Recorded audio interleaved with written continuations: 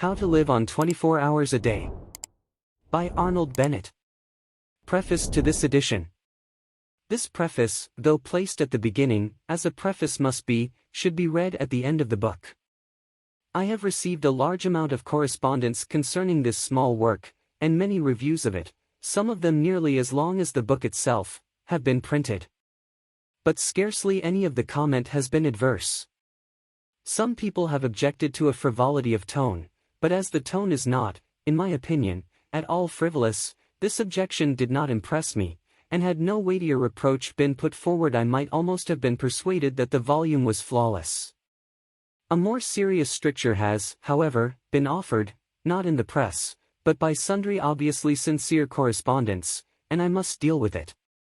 A reference to page 43 will show that I anticipated and feared this disapprobation. The sentence against which protests have been made is as follows: in the majority of instances he, the typical man, does not precisely feel a passion for his business, at best he does not dislike it.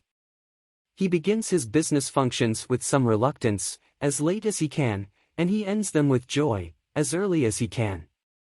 And his engines, while he is engaged in his business, are seldom at their full HP.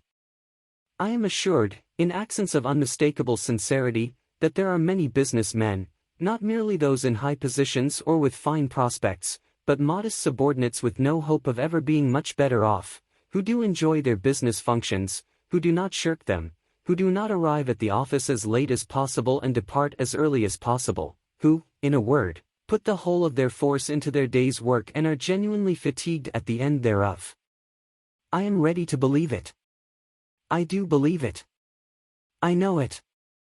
I always knew it. Both in London and in the provinces it has been my lot to spend long years in subordinate situations of business, and the fact did not escape me that a certain proportion of my peers showed what amounted to an honest passion for their duties, and that while engaged in those duties they were really living to the fullest extent of which they were capable. But I remain convinced that these fortunate and happy individuals, happier perhaps than they guessed, did not and do not constitute a majority, or anything like a majority. I remain convinced that the majority of decent average conscientious men of business, men with aspirations and ideals, do not as a rule go home of a night genuinely tired. I remain convinced that they put not as much but as little of themselves as they conscientiously can into the earning of a livelihood, and that their vocation bores rather than interests them. Nevertheless, I admit that the minority is of sufficient importance to merit attention, and that I ought not to have ignored it so completely as I did do. The whole difficulty of the hard-working minority was put in a single colloquial sentence by one of my correspondents. He wrote, "I am just as keen as anyone on doing something to exceed my program, but allow me to tell you that when I get home at 6:30 p.m. I am not anything like so fresh as you seem to imagine." Now I must point out that the case of the minority, who throw themselves with passion and gusto into their daily business task, is infinitely less deplorable than the case of the majority, who go half-heartedly and feebly through their official day. The former are less in need of advice, how to live. At any rate during their official day of, say, 8 hours they are really alive, their engines are giving the full indicated HP. The other 8 working hours of their day may be badly organized, or even frittered away, but it is less disastrous to waste 8 hours a day than 16 hours a day. It is better to have lived a bit than never to have lived at all. The real tragedy is the tragedy of the man who is braced to effort neither in the office nor out of it, and to this man this book is primarily addressed. But, says the other and more fortunate man, although my ordinary program is bigger than his, I want to exceed my program too. I am living a bit, I want to live more. But I really can't do another day's work on the top of my official day. The fact is, I, the author, ought to have foreseen that I should appeal most strongly to those who already had an interest in existence. It is always the man who has tasted life who demands more of it. And it is always the man who never gets out of bed who is the most difficult to rouse. Well, you of the minority, let us assume that the intensity of your daily money-getting will not allow you to carry out quite all the suggestions in the following pages. Some of the suggestions may yet stand. I admit that you may not be able to use the time spent on the journey home at night, but the suggestion for the journey to the office in the morning is as practicable for you as for anybody. And that weekly interval of 40 hours, from Saturday to Monday, is yours just as much as the other man's, though a slight accumulation of fatigue may prevent you from employing the whole of your HP upon it. There remains, then, the important portion of the 3 or more evenings a week. You tell me flatly that you are too tired to do anything outside your program at night. In reply to which I tell you flatly that if your ordinary day's work is thus exhausting, then the balance of your life is wrong and must be adjusted. A man's powers ought not to be monopolized by his ordinary day's work. What, then, is to be done? The obvious thing to do is to circumvent your ardor for your ordinary day's work by a ruse. Employ your engines in something beyond the program before, and not after, you employ them on the program itself. Briefly, get up earlier in the morning. You say you cannot. You say it is impossible for you to go earlier to bed of a night. To do so would upset the entire household. I do not think it is quite impossible to go to bed earlier at night. I think that if you persist in rising earlier, and the consequence is insufficiency of sleep, you will soon find a way of going to bed earlier. But my impression is that the consequences of rising earlier will not be an insufficiency of sleep. My impression, growing stronger every year, is that sleep is partly a matter of habit, and of slackness. I am convinced that most people sleep as long as they do because they are at a loss for any other diversion. How much sleep do you think is daily obtained by the powerful healthy man who daily rattles up your street in charge of Carter Patterson's van? I have consulted a doctor on this point. He is a doctor who for 24 years has had a large general practice in a large flourishing suburb of London, inhabited by exactly such people as you and me. He is a curt man, and his answer was curt. Most people sleep themselves stupid. He went on to give his opinion that 9 men out of 10 would have better health and more fun out of life if they spent less time in bed. Other doctors have confirmed this judgment, which, of course, does not apply to growing youths. Rise an hour and a half, or even 2 hours earlier, and, if you must, retire earlier when you can. In the matter of exceeding programs, you will accomplish as much in 1 morning hour as in 2 evening hours. But, you say, I couldn't begin without some food, and servants. Surely, my dear sir, in an age when an excellent spirit lamp, including a saucepan, can be bought for less than a shilling, you are not going to allow your highest welfare to depend upon the precarious immediate cooperation of a fellow creature. Instruct the fellow creature, whoever she may be, at night.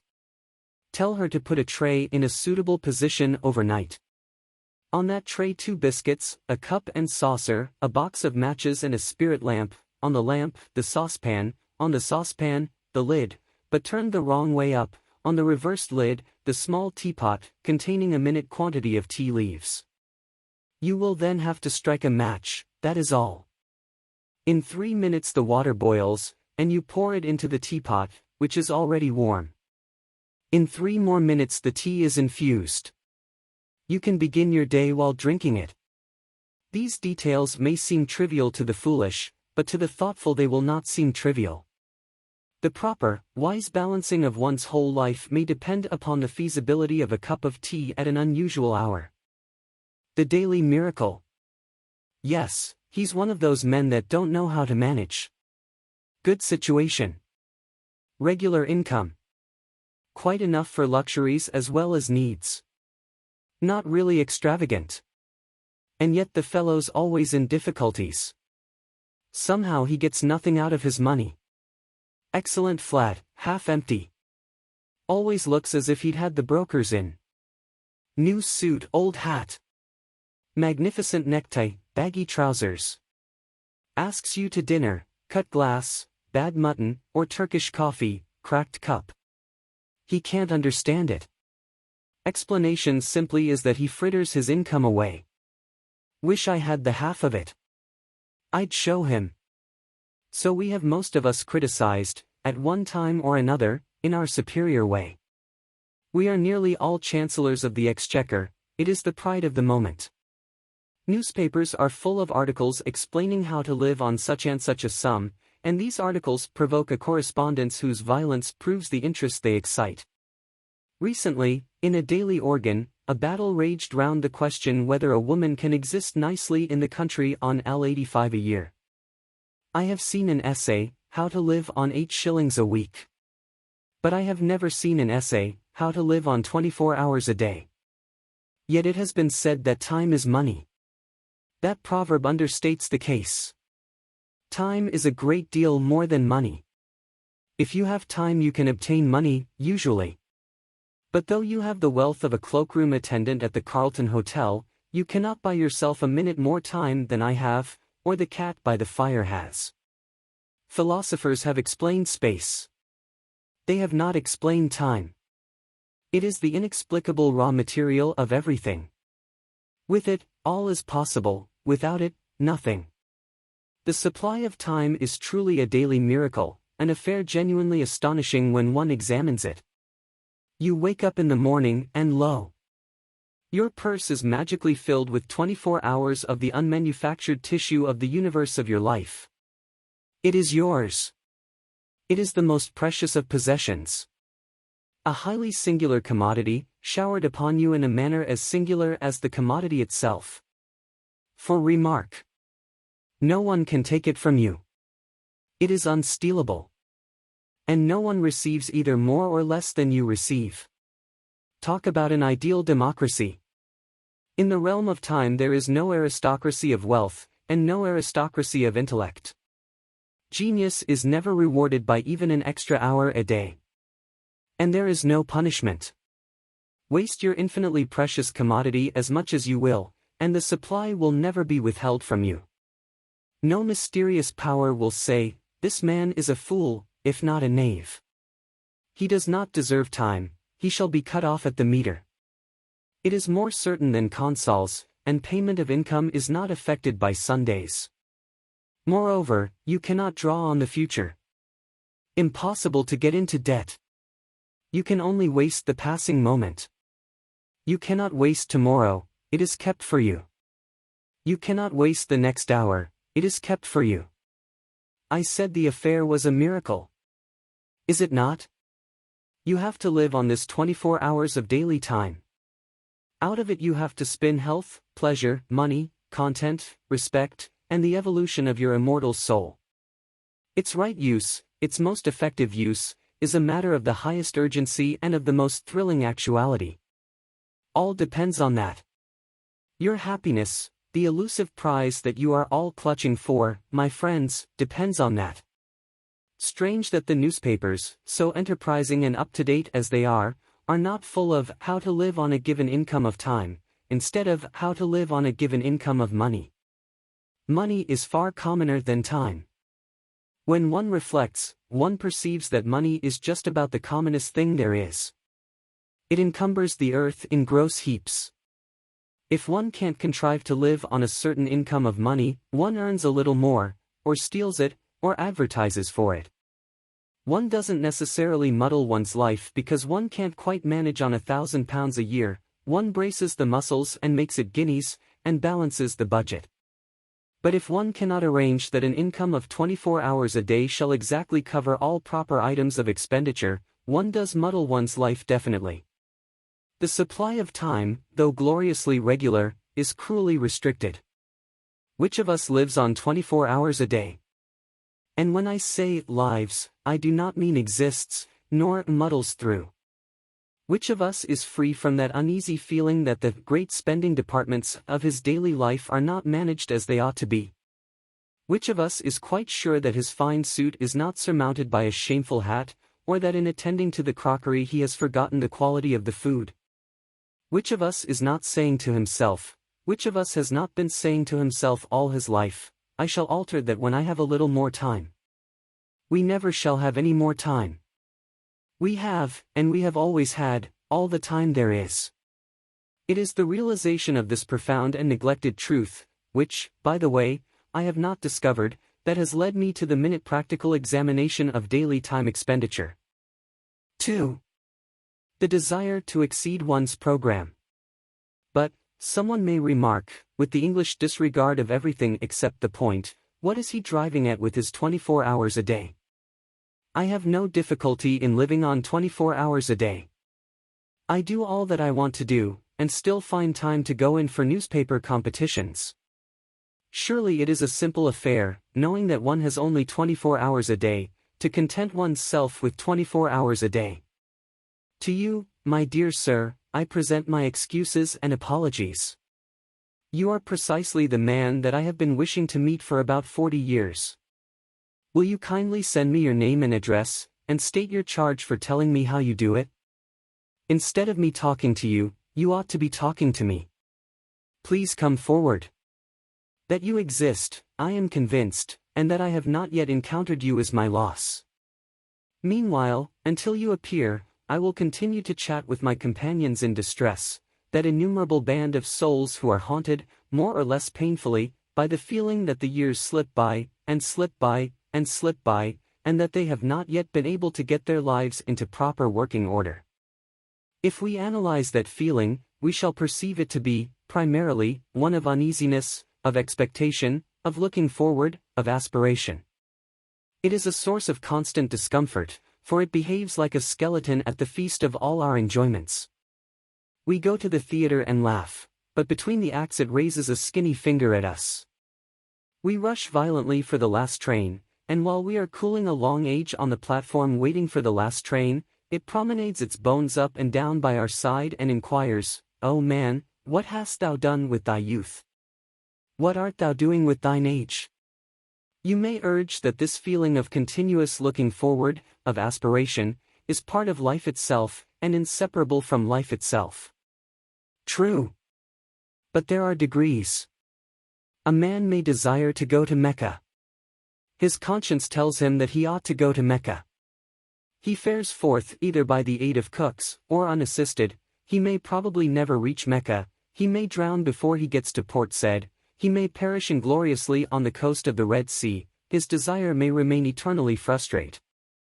Unfulfilled aspiration may always trouble him. But he will not be tormented in the same way as the man who, desiring to reach Mecca, and harried by the desire to reach Mecca, never leaves Brixton. It is something to have left Brixton. Most of us have not left Brixton.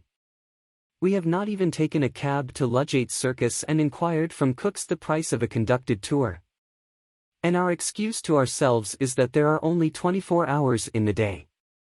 If we further analyze our vague, uneasy aspiration, we shall, I think, see that it springs from a fixed idea that we ought to do something in addition to those things which we are loyally and morally obliged to do. We are obliged, by various codes written and unwritten, to maintain ourselves and our families, if any, in health and comfort, to pay our debts, to save, to increase our prosperity by increasing our efficiency. A task sufficiently difficult. A task which very few of us achieve. A task often beyond our skill. Yet, if we succeed in it, as we sometimes do, we are not satisfied, the skeleton is still with us. And even when we realize that the task is beyond our skill, that our powers cannot cope with it, we feel that we should be less discontented if we gave to our powers, already overtaxed, something still further to do. And such is, indeed, the fact. The wish to accomplish something outside their formal program is common to all men who in the course of evolution have risen past a certain level. Until an effort is made to satisfy that wish, the sense of uneasy waiting for something to start which has not started will remain to disturb the peace of the soul. That wish has been called by many names. It is one form of the universal desire for knowledge. And it is so strong that men whose whole lives have been given to the systematic acquirement of knowledge have been driven by it to overstep the limits of their program in search of still more knowledge. Even Herbert Spencer, in my opinion the greatest mind that ever lived, was often forced by it into agreeable little backwaters of inquiry. I imagine that in the majority of people who are conscious of the wish to live, that is to say, people who have intellectual curiosity, the aspiration to exceed formal programs takes a literary shape. They would like to embark on a course of reading. Decidedly the British people are becoming more and more literary. But I would point out that literature by no means comprises the whole field of knowledge, and that the disturbing thirst to improve oneself, to increase one's knowledge, may well be slaked quite apart from literature. With the various ways of slaking I shall deal later. Here I merely point out to those who have no natural sympathy with literature that literature is not the only well. 3. Precautions before beginning. Now that I have succeeded, if succeeded I have, in persuading you to admit to yourself that you are constantly haunted by a suppressed dissatisfaction with your own arrangement of your daily life, and that the primal cause of that inconvenient dissatisfaction is the feeling that you are every day leaving undone something which you would like to do, and which, indeed, you are always hoping to do when you have more time, and now that I have drawn your attention to the glaring, dazzling truth that you never will have more time, since you already have all the time there is, you expect me to let you into some wonderful secret by which you may at any rate approach the ideal of a perfect arrangement of the day, and by which, therefore, that haunting, unpleasant, daily disappointment of things left undone will be got rid of. I have found no such wonderful secret. Nor do I expect to find it, nor do I expect that anyone else will ever find it. It is undiscovered. When you first began to gather my drift, perhaps there was a resurrection of hope in your breast. Perhaps you said to yourself, this man will show me an easy, unfatiguing way of doing what I have so long in vain wished to do. Alas, no. The fact is that there is no easy way, no royal road. The path to Mecca is extremely hard and stony, and the worst of it is that you never quite get there after all. The most important preliminary to the task of arranging one's life so that one may live fully and comfortably within one's daily budget of 24 hours is the calm realization of the extreme difficulty of the task, of the sacrifices and the endless effort which it demands. I cannot too strongly insist on this. If you imagine that you will be able to achieve your ideal by ingeniously planning out a timetable with a pen on a piece of paper, you had better give up hope at once. If you are not prepared for discouragements and disillusions, if you will not be content with a small result for a big effort, then do not begin. Lie down again and resume the uneasy doze which you call your existence. It is very sad, is it not, very depressing and somber?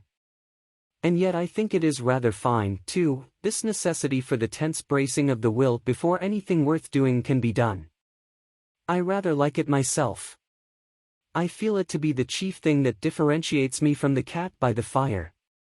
Well, you say, assume that I am braced for the battle.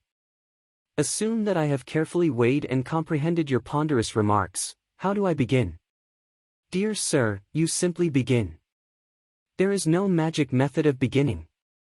If a man standing on the edge of a swimming bath and wanting to jump into the cold water should ask you, how do I begin to jump, you would merely reply, just jump. Take hold of your nerves, and jump. As I have previously said, the chief beauty about the constant supply of time is that you cannot waste it in advance. The next year, the next day, the next hour are lying ready for you, as perfect, as unspoilt, as if you had never wasted or misapplied a single moment in all your career. Which fact is very gratifying and reassuring.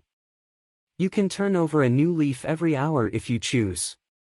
Therefore no object is served in waiting till next week or even until tomorrow. You may fancy that the water will be warmer next week. It won't. It will be colder. But before you begin, let me murmur a few words of warning in your private ear. Let me principally warn you against your own ardor. Ardor in well-doing is a misleading and a treacherous thing. It cries out loudly for employment, you can't satisfy it at first. It wants more and more, it is eager to move mountains and divert the course of rivers. It isn't content till it perspires. And then, too often, when it feels the perspiration on its brow, it wearies all of a sudden and dies, without even putting itself to the trouble of saying, I've had enough of this. Beware of undertaking too much at the start. Be content with quite a little. Allow for accidents. Allow for human nature, especially your own. A failure or so, in itself, would not matter, if it did not incur a loss of self-esteem and of self-confidence. But just as nothing succeeds like success, so nothing fails like failure. Most people who are ruined by attempting too much. Therefore, In setting out on the immense enterprise of living fully and comfortably within the narrow limits of 24 hours a day, let us avoid at any cost the risk of an early failure.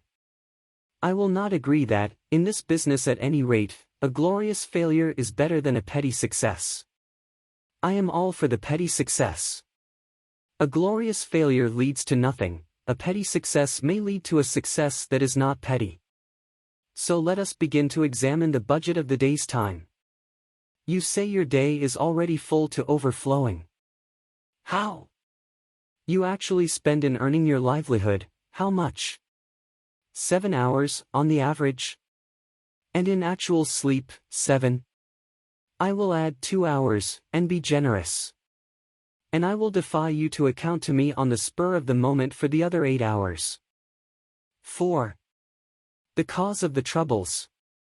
In order to come to grips at once with the question of time expenditure in all its actuality, I must choose an individual case for examination.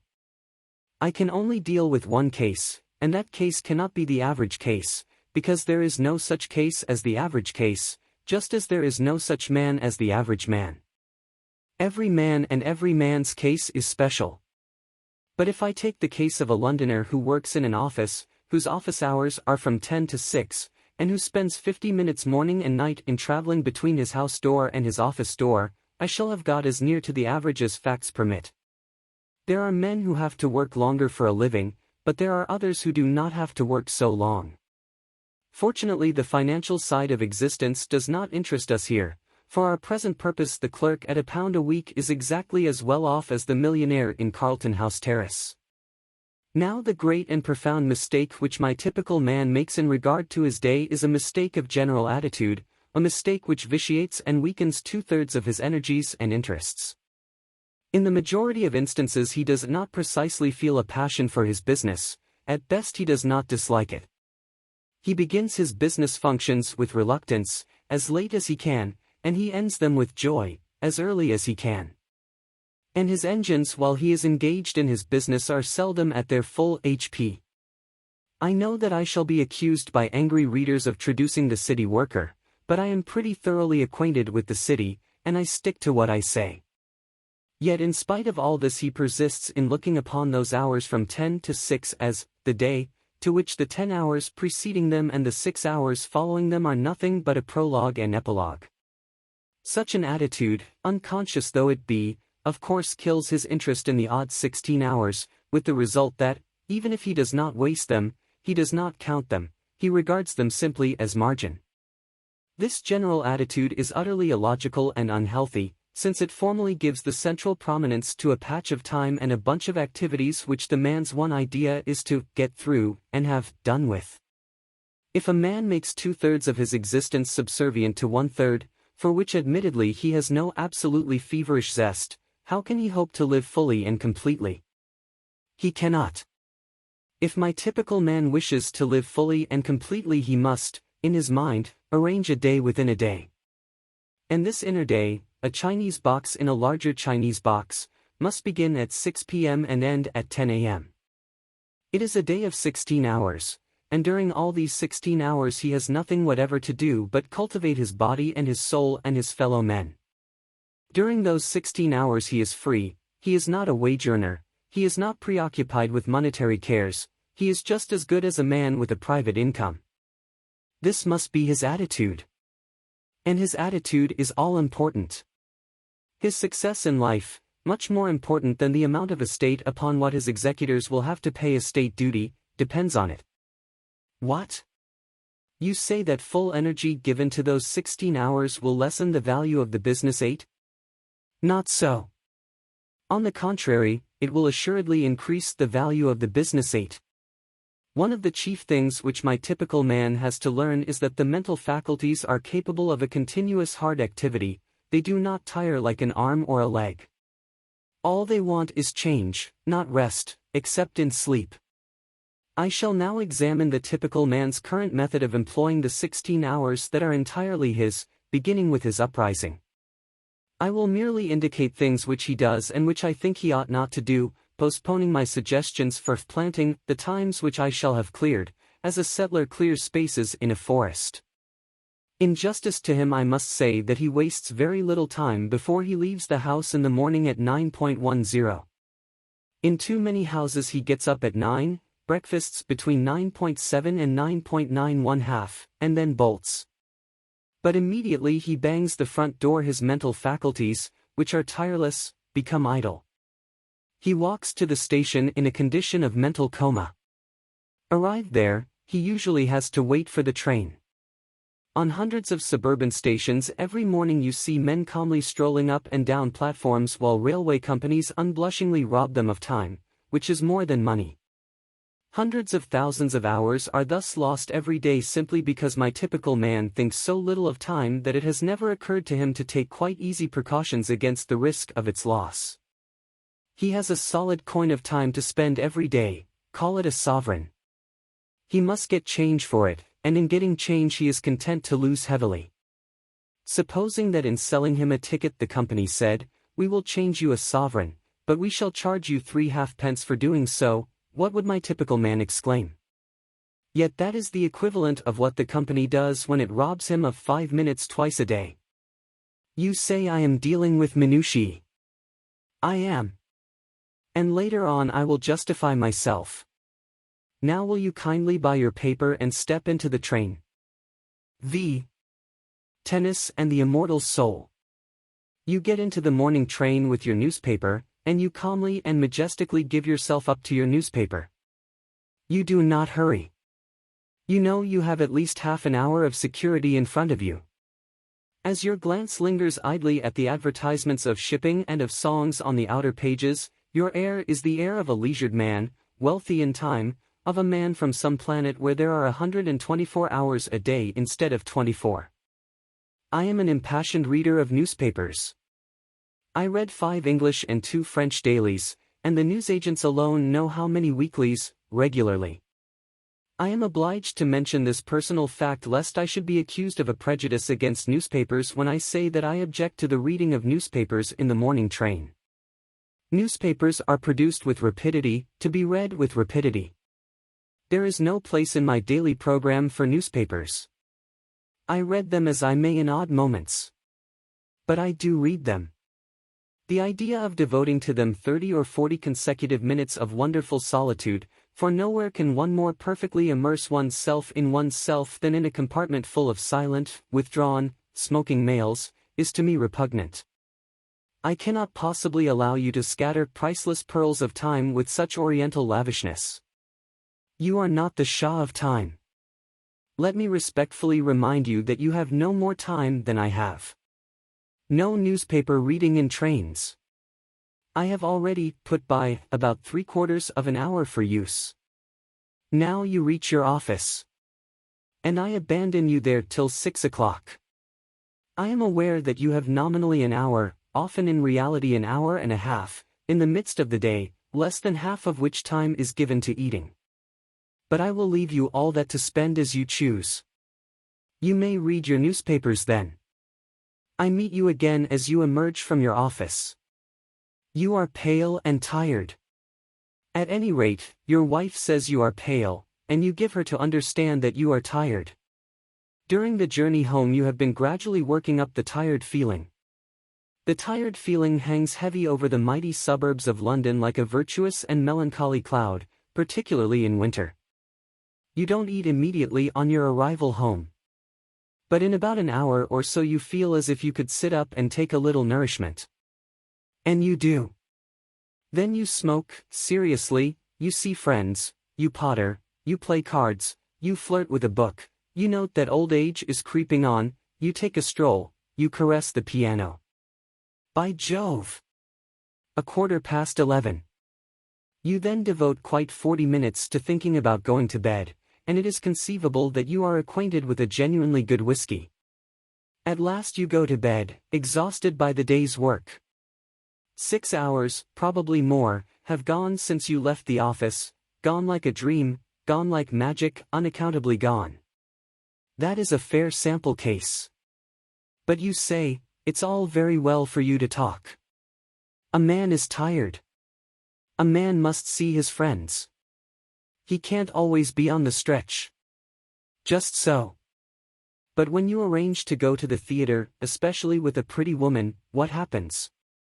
You rush to the suburbs, you spare no toil to make yourself glorious in fine raiment, you rush back to town in another train, you keep yourself on the stretch for 4 hours, if not 5, you take her home, you take yourself home. You don't spend 3/4 of an hour in thinking about going to bed. You go. Friends and fatigue have equally been forgotten, and the evening has seemed so exquisitely long, or perhaps too short. And do you remember that time when you were persuaded to sing in the chorus of the Amateur Operatic Society, and slaved 2 hours every other night for 3 months? Can you deny that when you have something definite to look forward to at eventide, something that is to employ all your energy, the thought of that something gives a glow and a more intense vitality to the whole day? What I suggest is that at 6 o'clock you look facts in the face and admit that you are not tired, because you are not, you know, and that you arrange your evening so that it is not cut in the middle by a meal. By so doing you will have a clear expanse of at least 3 hours. I do not suggest that you should employ 3 hours every night of your life in using up your mental energy. But I do suggest that you might, for a commencement, employ an hour and a half every other evening in some important and consecutive cultivation of the mind. You will still be left with 3 evenings for friends, bridge, tennis, domestic scenes, odd reading, pipes, gardening, pottering, and prize competitions. You will still have the terrific wealth of 45 hours between 2 p.m. Saturday and 10 a.m. Monday. If you persevere you will soon want to pass 4 evenings, and perhaps 5, in some sustained endeavor to be genuinely alive. And you will fall out of that habit of muttering to yourself at 11:15 p.m., time to be thinking about going to bed. The man who begins to go to bed 40 minutes before he opens his bedroom door is bored, that is to say, he is not living. But remember, at the start, those 90 nocturnal minutes thrice a week must be the most important minutes in the 10,080. They must be sacred, quite as sacred as a dramatic rehearsal or a tennis match. Instead of saying, "Sorry I can't see you, old chap, but I have to run off to the tennis club," you must say, "But I have to work." This, I admit, is intensely difficult to say. Tennis is so much more urgent than the immortal soul. 6. Remember human nature. I have incidentally mentioned the vast expanse of 44 hours between leaving business at 2 p.m. on Saturday and returning to business at 10 a.m. on Monday. And here I must touch on the point whether the week should consist of 6 days or of 7. For many years, in fact, until I was approaching 40, my own week consisted of 7 days. I was constantly being informed by older and wiser people that more work, more genuine living, could be got out of 6 days than out of 7. And it is certainly true that now, with 1 day in 7 in which I follow no program and make no effort save what the caprice of the moment dictates, I appreciate intensely the moral value of a weekly rest. Nevertheless, had I my life to arrange over again, I would do again as I have done. Only those who have lived at the full stretch 7 days a week for a long time can appreciate the full beauty of a regular recurring idleness. Moreover, I am aging. And it is a question of age. In cases of abounding youth and exceptional energy and desire for effort I should say unhesitatingly, keep going, day in, day out. But in the average case I should say, confine your formal program, superprogram, I mean, to 6 days a week. If you find yourself wishing to extend it, but only in proportion to your wish, and count the time extra as a windfall, not as regular income, so that you can return to a 6-day program without the sensation of being poorer, of being a backslider. Let us now see where we stand. So far we have marked for saving out of the waste of days, half an hour at least on 6 mornings a week, and 1 hour and a half on 3 evenings a week. Total, 7 hours and a half a week. I propose to be content with that 7 hours and a half for the present. What, you cry? You pretend to show us how to live, and you only deal with 7 hours and a half out of 168. Are you going to perform a miracle with your 7 hours and a half? Well, not to mince the matter, I am, if you will kindly let me. That is to say, I am going to ask you to attempt an experience which, while perfectly natural and explicable, has all the air of a miracle. My contention is that the full use of those 7.5 hours will quicken the whole life of the week, add zest to it, and increase the interest which you feel in even the most banal occupations. You practice physical exercises for a mere 10 minutes morning and evening, and yet you are not astonished when your physical health and strength are beneficially affected every hour of the day, and your whole physical outlook changed. Why should you be astonished that an average of over an hour a day given to the mind should permanently and completely enliven the whole activity of the mind? More time might assuredly be given to the cultivation of one's self. And in proportion as the time was longer, the results would be greater. But I prefer to begin with what looks like a trifling effort. It is not really a trifling effort, as those will discover who have yet to essay it. To clear even 7.5 hours from the jungle is passably difficult. For some sacrifice has to be made. One may have spent one's time badly, but one did spend it, one did do something with it, however ill-advised that something may have been. To do something else means a change of habits. And habits are the very dickens to change. Further, any change, even a change for the better, is always accompanied by drawbacks and discomforts. If you imagine that you will be able to devote 7.5 hours a week to serious, continuous effort, and still live your old life, you are mistaken. I repeat that some sacrifice, and an immense deal of volition, will be necessary. And it is because I know the difficulty, it is because I know the almost disastrous effect of failure in such an enterprise, that I earnestly advise a very humble beginning. You must safeguard your self-respect. Self-respect is at the root of all purposefulness, and a failure in an enterprise deliberately planned deals a desperate wound at one's self-respect. Hence I iterate and reiterate, start quietly, unostentatiously.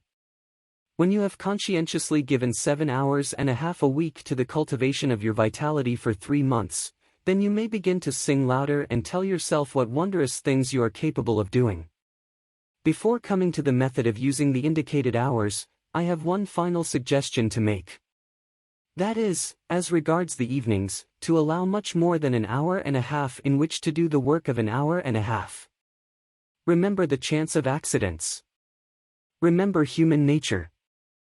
And give yourself, say, from 9 to 11.30 for your task of 90 minutes. 7. Controlling the mind. People say, one can't help one's thoughts. But one can.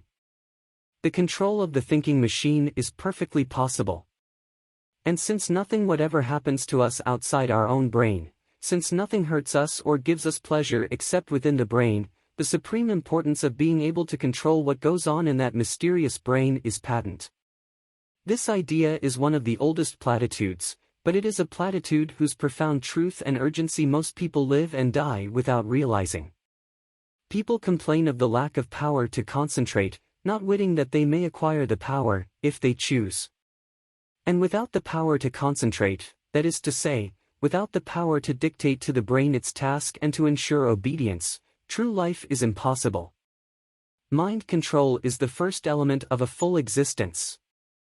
Hence, it seems to me, the first business of the day should be to put the mind through its paces. You look after your body, inside and out.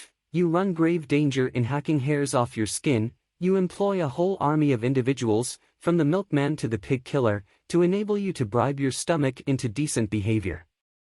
Why not devote a little attention to the far more delicate machinery of the mind, especially as you will require no extraneous aid? It is for this portion of the art and craft of living that I have reserved the time from the moment of quitting your door to the moment of arriving at your office. What? I am to cultivate my mind in the street, on the platform, in the train, and in the crowded street again? Precisely. Nothing simpler. No tools required. Not even a book. Nevertheless, the affair is not easy. When you leave your house, concentrate your mind on a subject, no matter what, to begin with. You will not have gone 10 yards before your mind has skipped away under your very eyes and is larking round the corner with another subject. Bring it back by the scruff of the neck. Ere you have reached the station you will have brought it back about 40 times. Do not despair. Continue. Keep it up. You will succeed. You cannot by any chance fail if you persevere. It is idle to pretend that your mind is incapable of concentration. Do you not remember that morning when you received a disquieting letter which demanded a very carefully worded answer? How you kept your mind steadily on the subject of the answer, without a second's intermission, until you reached your office, whereupon you instantly sat down and wrote the answer. That was a case in which you were roused by circumstances to such a degree of vitality that you were able to dominate your mind like a tyrant. You would have no trifling. You insisted that its work should be done, and its work was done. By the regular practice of concentration, as to which there is no secret, save the secret of perseverance, you can tyrannize over your mind, which is not the highest part of you, every hour of the day, and in no matter what place. The exercise is a very convenient one. If you got into your morning train with a pair of dumbbells for your muscles or an encyclopedia in 10 volumes for your learning, you would probably excite remark. But as you walk in the street or sit in the corner of the compartment behind a pipe, or strap hang on the subterranean, who is to know that you are engaged in the most important of daily acts? What asinine boor can laugh at you? I do not care what you concentrate on, so long as you concentrate. It is the mere disciplining of the thinking machine that counts. But still, you may as well kill 2 birds with 1 stone, and concentrate on something useful. I suggest, it is only a suggestion, a little chapter of Marcus Aurelius or Epictetus. Do not, I beg, shy at their names. For myself, I know nothing more actual, more bursting with plain common sense, applicable to the daily life of plain persons like you and me, who hate airs, pose, and nonsense, than Marcus Aurelius or Epictetus. Read a chapter, and so short they are, the chapters, in the evening and concentrate on it the next morning. You will see. Yes, my friend, it is useless for you to try to disguise the fact. I can hear your brain like a telephone at my ear. You are saying to yourself, this fellow was doing pretty well up to his 7th chapter. He had begun to interest me faintly. But what he says about thinking in trains, and concentration, and so on, is not for me. It may be well enough for some folks, but it isn't in my line. It is for you, I passionately repeat, it is for you. Indeed, you are the very man I am aiming at. Throw away the suggestion, and you throw away the most precious suggestion that was ever offered to you. It is not my suggestion. It is the suggestion of the most sensible, practical, hard-headed men who have walked the earth. I only give it you at second hand. Try it. Get your mind in hand. And see how the process cures half the evils of life, especially worry, that miserable, avoidable, shameful disease, worry. 8. The reflective mood. The exercise of concentrating the mind, to which at least half an hour a day should be given, is a mere preliminary, like scales on the piano. Having acquired power over that most unruly member of one's complex organism, one has naturally to put it to the yoke. Useless to possess an obedient mind unless one profits to the furthest possible degree by its obedience. A prolonged primary course of study is indicated. Now as to what this course of study should be there cannot be any question, there never has been any question. All the sensible people of all ages are agreed upon it. And it is not literature, nor is it any other art, nor is it history, nor is it any science. It is the study of one's self. Man, know thyself. These words are so hackneyed that verily I blush to write them. Yet they must be written, for they need to be written. I take back my blush, being ashamed of it. Man, know thyself. I say it out loud. The phrase is one of those phrases with which everyone is familiar, of which everyone acknowledges the value, and which only the most sagacious put into practice. I don't know why. I am entirely convinced that what is more than anything else lacking in the life of the average well-intentioned man of today is the reflective mood. We do not reflect. I mean that we do not reflect upon genuinely important things, upon the problem of our happiness, upon the main direction in which we are going, upon what life is giving to us, upon the share which reason has, or has not, in determining our actions, and upon the relation between our principles and our conduct. And yet you are in search of happiness, are you not? Have you discovered it? The chances are that you have not. The chances are that you have already come to believe that happiness is unattainable. But men have attained it. And they have attained it by realizing that happiness does not spring from the procuring of physical or mental pleasure, but from the development of reason and the adjustment of conduct to principles. I suppose that you will not have the audacity to deny this. And if you admit it, and still devote no part of your day to the deliberate consideration of your reason, principles, and conduct, you admit also that while striving for a certain thing you are regularly leaving undone the one act which is necessary to the attainment of that thing. Now, shall I blush, or will you? Do not fear that I mean to thrust certain principles upon your attention. I care not, in this place, what your principles are. Your principles may induce you to believe in the righteousness of burglary. I don't mind. All I urge is that a life in which conduct does not fairly well accord with principles is a silly life, and that conduct can only be made to accord with principles by means of daily examination, reflection, and resolution. What leads to the permanent sorrowfulness of burglars is that their principles are contrary to burglary. If they genuinely believed in the moral excellence of burglary, penal servitude would simply mean so many happy years for them. All martyrs are happy, because their conduct and their principles agree. As for reason, which makes conduct, and is not unconnected with the making of principles, it plays a far smaller part in our lives than we fancy. We are supposed to be reasonable, but we are much more instinctive than reasonable. And the less we reflect, the less reasonable we shall be. The next time you get cross with the waiter because your steak is overcooked, ask reason to step into the cabinet room of your mind, and consult her. She will probably tell you that the waiter did not cook the steak, and had no control over the cooking of the steak, and that even if he alone was to blame, you accomplished nothing good by getting cross. You merely lost your dignity, looked a fool in the eyes of sensible men, and soured the waiter, while producing no effect whatever on the steak. The result of this consultation with reason, for which she makes no charge, will be that when once more your steak is overcooked you will treat the waiter as a fellow creature, remain quite calm in a kindly spirit, and politely insist on having a fresh steak. The gain will be obvious and solid. In the formation or modification of principles, and the practice of conduct, much help can be derived from printed books, issued at 6d each and upwards. I mentioned in my last chapter Marcus Aurelius and Epictetus. Certain even more widely known works will occur at once to the memory. I may also mention Pascal, La Bruyere, and Emerson. For myself, you do not catch me traveling without my Marcus Aurelius. Yes, books are valuable.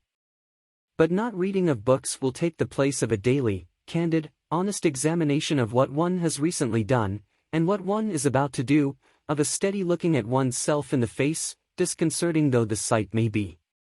When shall this important business be accomplished? The solitude of the evening journey home appears to me to be suitable for it. A reflective mood naturally follows the exertion of having earned the day's living. Of course, if, instead of attending to an elementary and profoundly important duty, you prefer to read the paper, which you might just as well read while waiting for your dinner, I have nothing to say. But attend to it at some time of the day you must.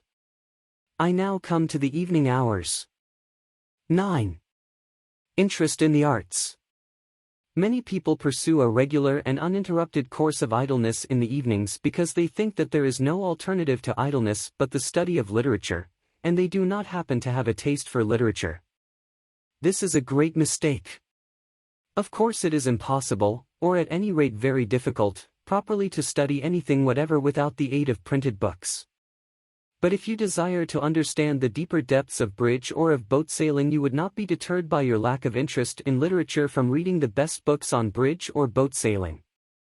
We must, therefore, distinguish between literature and books treating of subjects not literary. I shall come to literature in due course. Let me now remark to those who have never read Meredith, and who are capable of being unmoved by a discussion as to whether Mr. Stephen Phillips is or is not a true poet, that they are perfectly within their rights. It is not a crime not to love literature. It is not a sign of imbecility. The mandarins of literature will order out to instant execution the unfortunate individual who does not comprehend, say, the influence of Wordsworth on Tennyson. But that is only their impudence. Where would they be, I wonder, if requested to explain the influences that went to make Tchaikovsky's Pathetic Symphony? There are enormous fields of knowledge quite outside literature which will yield magnificent results to cultivators. For example, since I have just mentioned the most popular piece of high-class music in England today, I am reminded that the Promenade concerts begin in August. You go to them. You smoke your cigar or cigarette, and I regret to say that you strike your matches during the soft bars of the Lohengrin Overture, and you enjoy the music. But you say you cannot play the piano or the fiddle, or even the banjo, that you know nothing of music. What does that matter? That you have a genuine taste for music is proved by the fact that, in order to fill his hall with you and your peers, the conductor is obliged to provide programs from which bad music is almost entirely excluded, a change from the old Covent Garden days.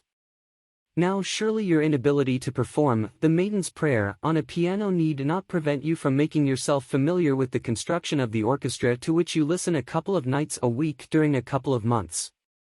As things are, you probably think of the orchestra as a heterogeneous mass of instruments producing a confused agreeable mass of sound. You do not listen for details because you have never trained your ears to listen to details. If you were asked to name the instruments which play the great theme at the beginning of the C minor symphony, you could not name them for your life's sake. Yet you admire the C minor symphony. It has thrilled you. It will thrill you again. You have even talked about it, in an expansive mood, to that lady, you know whom I mean. And all you can positively state about the C minor symphony is that Beethoven composed it and that it is a jolly fine thing.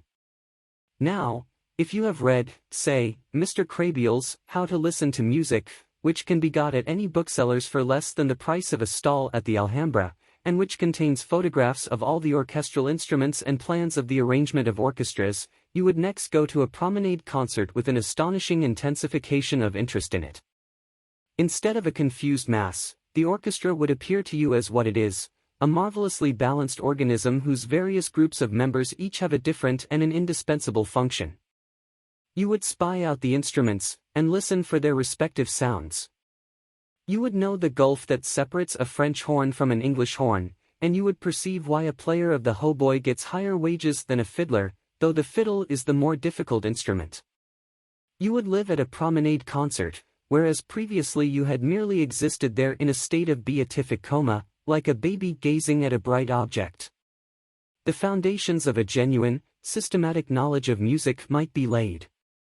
You might specialize your inquiries either on a particular form of music, such as the symphony, or on the works of a particular composer. At the end of a year of 48 weeks of 3 brief evenings each, combined with a study of programs and attendances at concerts chosen out of your increasing knowledge, you would really know something about music, even though you were as far off as ever from jangling The Maiden's Prayer on the piano. But I hate music, you say. My dear sir, I respect you. What applies to music applies to the other arts. I might mention Mr. Claremont Witt's How to Look at Pictures, or Mr. Russell Sturgis's How to Judge Architecture, as beginnings, merely beginnings, of systematic vitalising knowledge in other arts, the materials for whose study abound in London. I hate all the arts, you say. My dear sir, I respect you more and more. I will deal with your case next, before coming to literature. X. Nothing in life is humdrum. Art is a great thing. But it is not the greatest. The most important of all perceptions is the continual perception of cause and effect, in other words, the perception of the continuous development of the universe, in still other words, the perception of the course of evolution. When one has thoroughly got imbued into one's head the leading truth that nothing happens without a cause, one grows not only large-minded, but large-hearted. It is hard to have one's watch stolen, but one reflects that the thief of the watch became a thief from causes of heredity and environment which are as interesting as they are scientifically comprehensible, and one buys another watch, if not with joy, at any rate with a philosophy that makes bitterness impossible. One loses, in the study of cause and effect, that absurd air which so many people have of being always shocked and pained by the curiousness of life. Such people live amid human nature as if human nature were a foreign country full of awful foreign customs. But, having reached maturity, one ought surely to be ashamed of being a stranger in a strange land. The study of cause and effect, while it lessens the painfulness of life, adds to life's picturesqueness. The man to whom evolution is but a name looks at the sea as a grandiose, monotonous spectacle, which he can witness in August for 3 shillings third-class return. The man who is imbued with the idea of development, of continuous cause and effect, perceives in the sea an element which in the day before yesterday of geology was vapor, which yesterday was boiling, and which tomorrow will inevitably be ice. He perceives that a liquid is merely something on its way to be solid, and he is penetrated by a sense of the tremendous, changeful picturesqueness of life.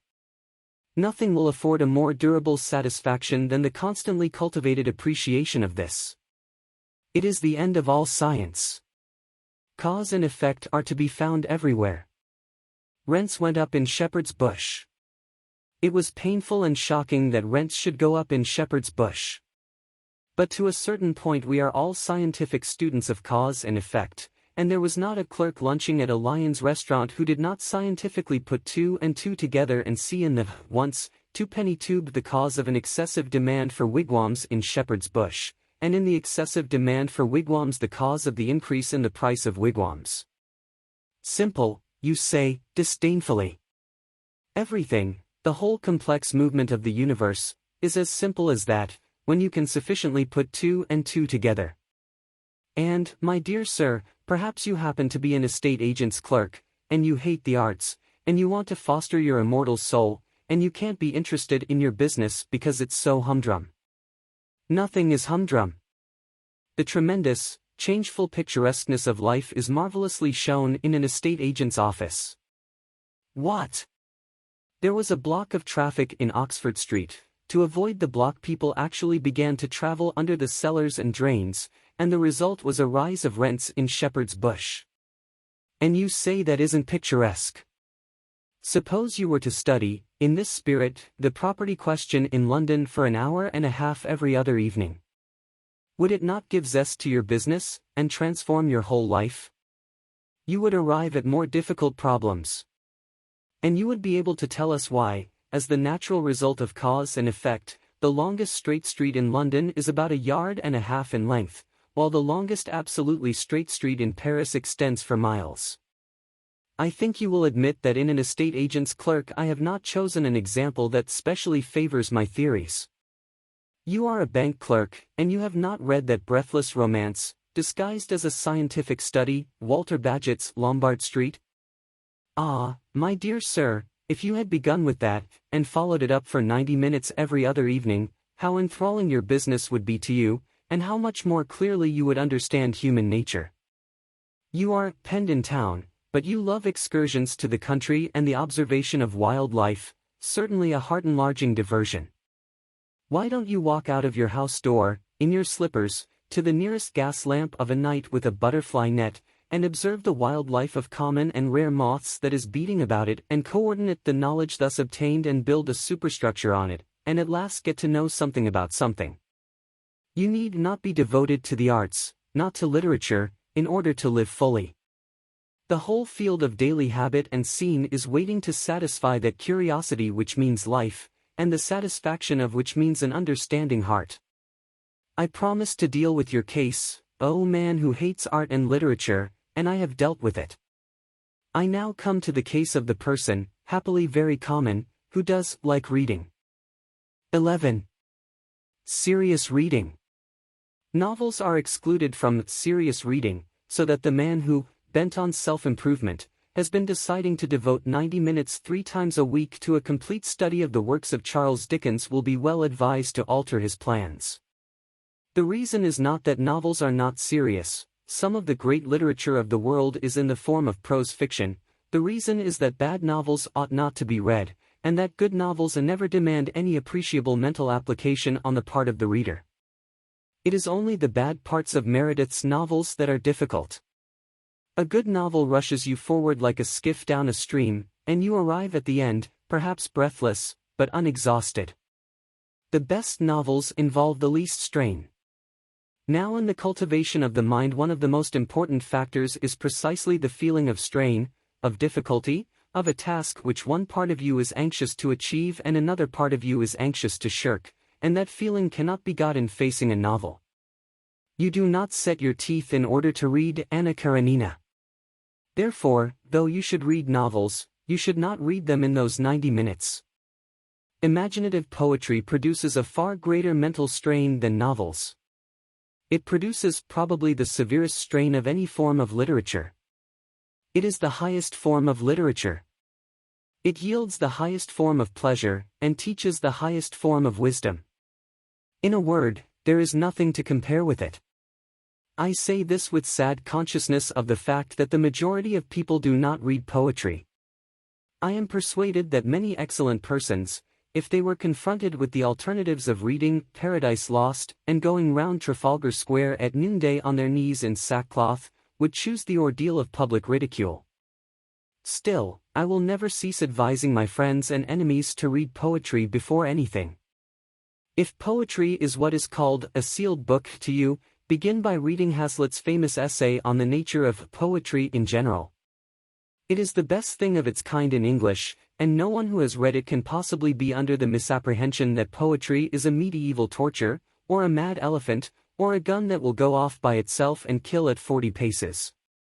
Indeed, it is difficult to imagine the mental state of the man who, after reading Hazlitt's essay, is not urgently desirous of reading some poetry before his next meal. If the essay so inspires you, I would suggest that you make a commencement with purely narrative poetry. There is an infinitely finer English novel, written by a woman, than anything by George Eliot or the Brontes, or even Jane Austen, which perhaps you have not read. Its title is Aurora Leigh, and its author E.B. Browning. It happens to be written in verse, and to contain a considerable amount of genuinely fine poetry. Decide to read that book through, even if you die for it. Forget that it is fine poetry. Read it simply for the story and the social ideas. And when you have done, ask yourself honestly whether you still dislike poetry. I have known more than one person to whom Aurora Leigh has been the means of proving that in assuming they hated poetry they were entirely mistaken. Of course, if, after Hazlitt, and such an experiment made in the light of Hazlitt, you are finally assured that there is something in you which is antagonistic to poetry, you must be content with history or philosophy. I shall regret it, yet not inconsolably. The Decline and Fall is not to be named in the same day with Paradise Lost, but it is a vastly pretty thing, and Herbert Spencer's First Principles simply laughs at the claims of poetry and refuses to be accepted as aught but the most majestic product of any human mind. I do not suggest that either of these works is suitable for a tyro in mental strains. But I see no reason why any man of average intelligence should not, after a year of continuous reading, be fit to assault the supreme masterpieces of history or philosophy. The great convenience of masterpieces is that they are so astonishingly lucid. I suggest no particular work as a start. The attempt would be futile in the space of my command. But I have two general suggestions of a certain importance. The first is to define the direction and scope of your efforts. Choose a limited period, or a limited subject, or a single author. Say to yourself, I will know something about the French Revolution, or the rise of railways, or the works of John Keats. And during a given period, to be settled beforehand, confine yourself to your choice. There is much pleasure to be derived from being a specialist. The second suggestion is to think as well as to read. I know people who read, and for all the good it does them they might just as well cut bread and butter. They take to reading as better men take to drink. They fly through the shires of literature on a motor car, their sole object being motion. They will tell you how many books they have read in a year. Unless you give at least 45 minutes to careful, fatiguing reflection, it is an awful bore at first. Upon what you are reading, your 90 minutes of a night are chiefly wasted. This means that your pace will be slow.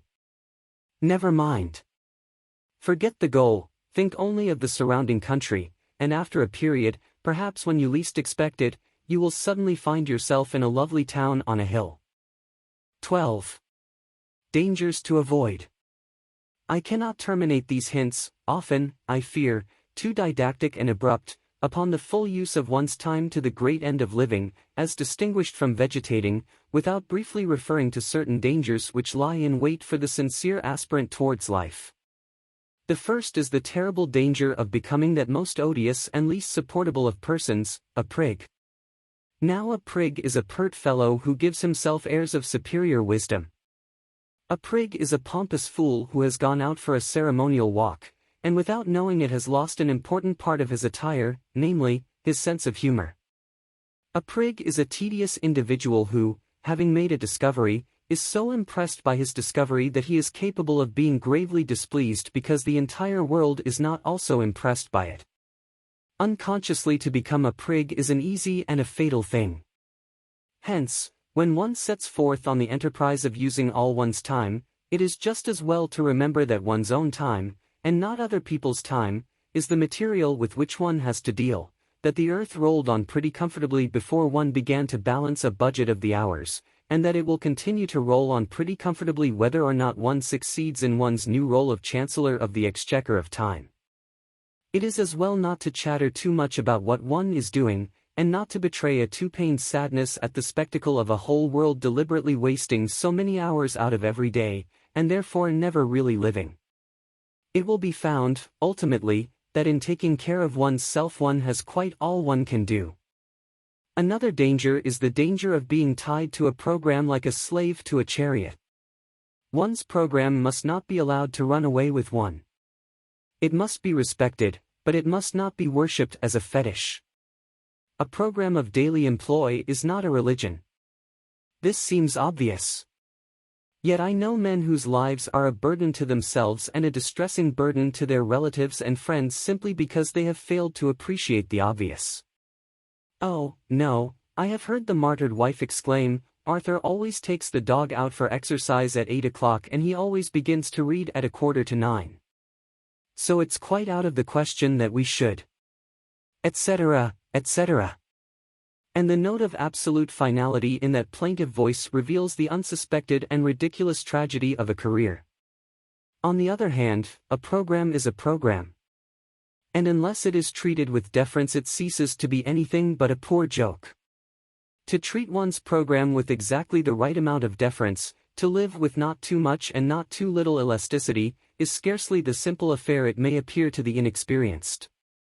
And still another danger is the danger of developing a policy of rush, of being gradually more and more obsessed by what one has to do next. In this way one may come to exist as in a prison, and one's life may cease to be one's own.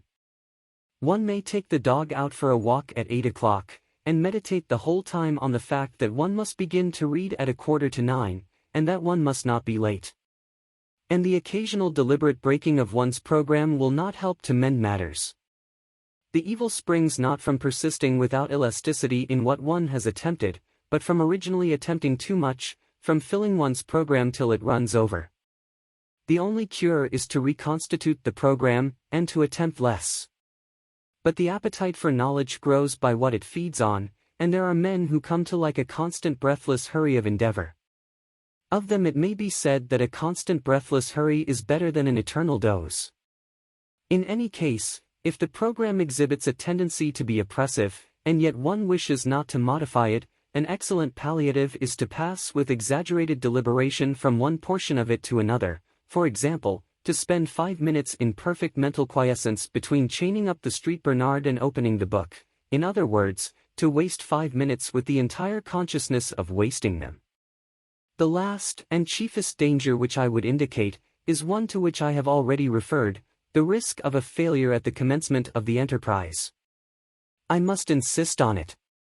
A failure at the commencement may easily kill outright the newborn impulse towards a complete vitality, and therefore every precaution should be observed to avoid it. The impulse must not be overtaxed. Let the pace of the first lap be even absurdly slow, but let it be as regular as possible. And, having once decided to achieve a certain task, achieve it at all costs of tedium and distaste. The gain in self-confidence of having accomplished a tiresome labor is immense. Finally, in choosing the first occupations of those evening hours, be guided by nothing whatever but your taste and natural inclination. It is a fine thing to be a walking encyclopedia of philosophy, but if you happen to have no liking for philosophy, and to have a like for the natural history of street cries, much better leave philosophy alone, and take to street cries.